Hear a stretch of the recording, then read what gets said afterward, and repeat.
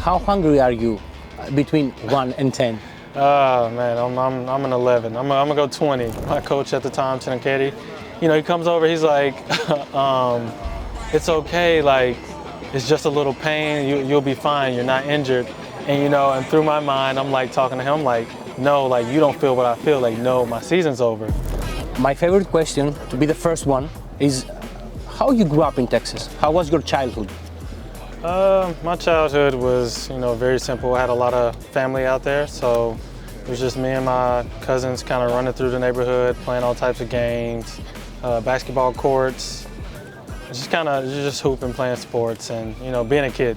All Americans are supposed to have a backstory, about, bad neighborhoods or gangs or stuff like that. Mm-hmm. Was it the deal with you?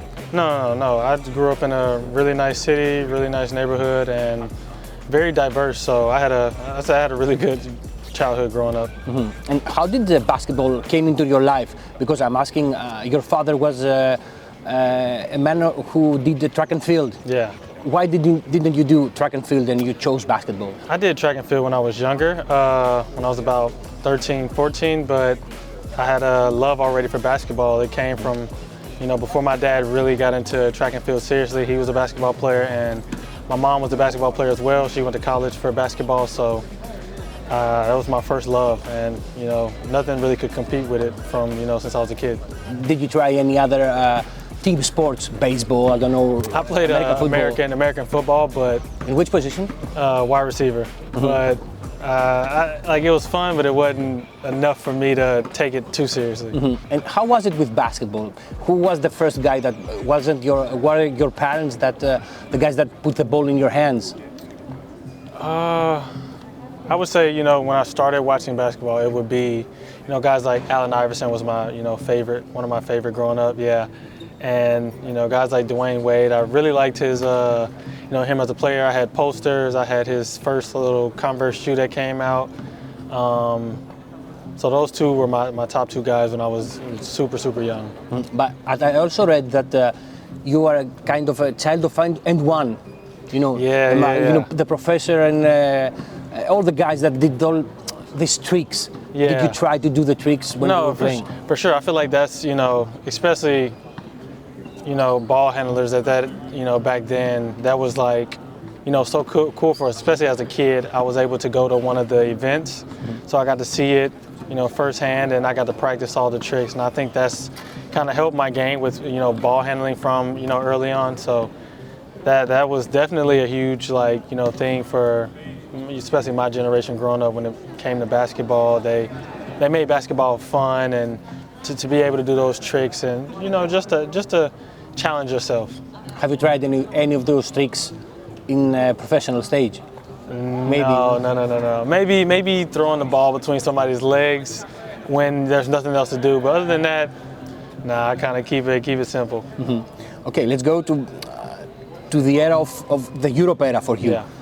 When was the first time you heard the name of a team of Olympiacos? I think my first year in Europe, I was watching. I went to eat with some teammates, and on one of the TVs in the restaurant, there was a game, a EuroLeague game, and I didn't really know much about EuroLeague even when I was during my first year here, because I wasn't playing in that competition. I think it was maybe Red Star versus Olympiacos. So I was like, who are these two teams? Packed game. They were excited to watch because they were Red Star fans, and they kind of started educating me on it, and especially when I started seeing learning about where the top players are playing.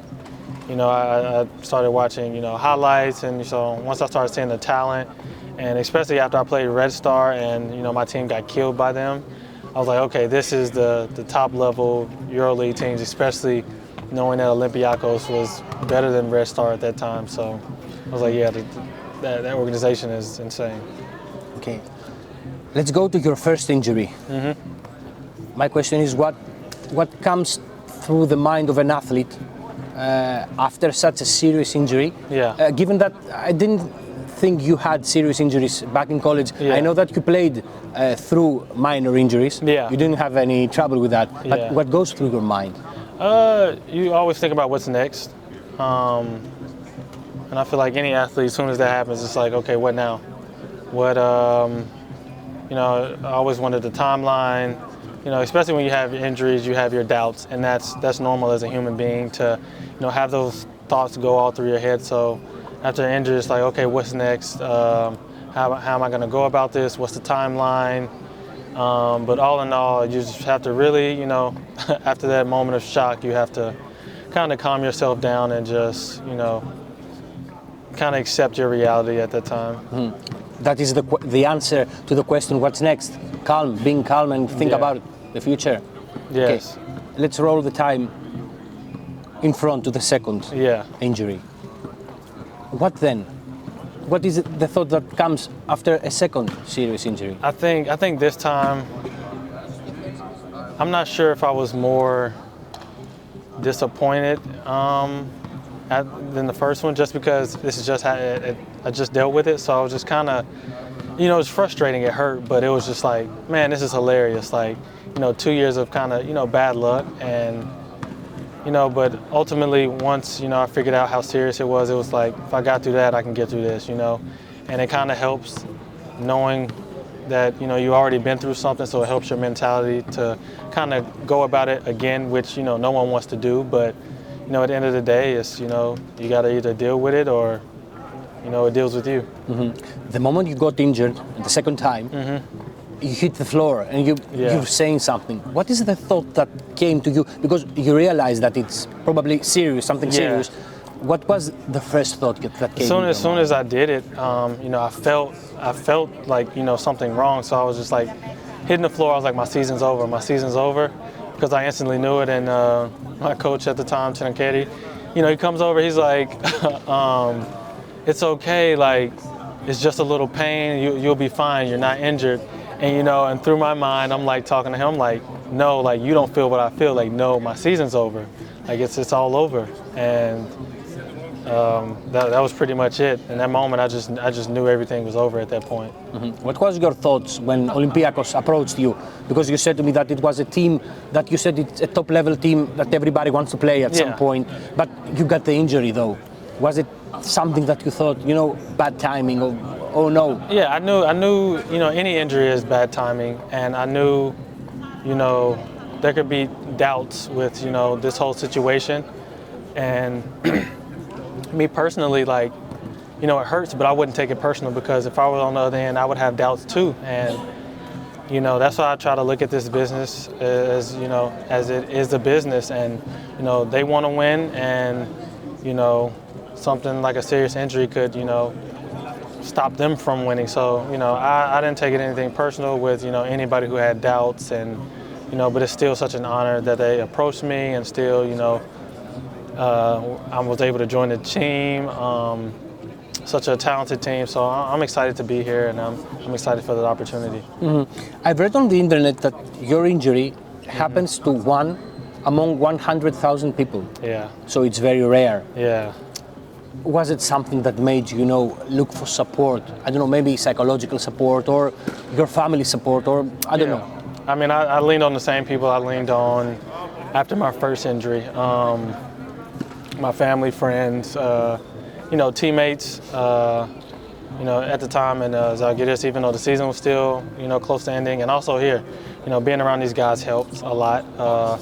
The coaching staff, the physio staff, medical staff, they've all been amazing with helping me get through this, and, you know, constantly communicating with me. If something doesn't feel right, let us know, you know, making sure that, you know, we're very detailed about, you know, everything we do. Mm-hmm. You obviously know that the big rival of Olympiacos is Panathinaikos. You played against Panathinaikos, you know what's the deal.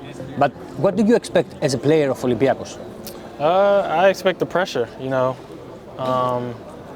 You know, as a player playing against Panathinaikos, it was, you want to win every game, but it's a different. You have to really want to win the game when you're here, and you feel the pressure of the fans, the club, and, you know, you feel the pressure of the rivalry. Mm-hmm. In Maccabi and in Zalγκίρις, you've shown that you're a closer, a guy that closes the game. Mm-hmm. You can close the game. In Olympiacos, you have a full roster of guys that can close the game, can score, can get any win at any given any given Sunday. Yeah. what do you hope to bring to the table of this team? And once I'm playing, I just hope to bring, positivity to the team, help in any way I can, especially coming in, such a late part of the season or halfway through the season. I'm just looking at, kind of what we need and trying to be a contributor in that way. Mm-hmm. And last question, obviously a newcomer is hungry to show his quality. Mm-hmm. Given that you are getting in the games after the new year, probably, how hungry are you between 1 and 10? Man, I'm an 11. I'm gonna go 20. It's hard watching practice every day, man. But I gotta have patience. God's given me patience, and I have to, trust in Him and know that my time is my time, when my time is, and He makes no mistakes, and I just have to, roll with my journey.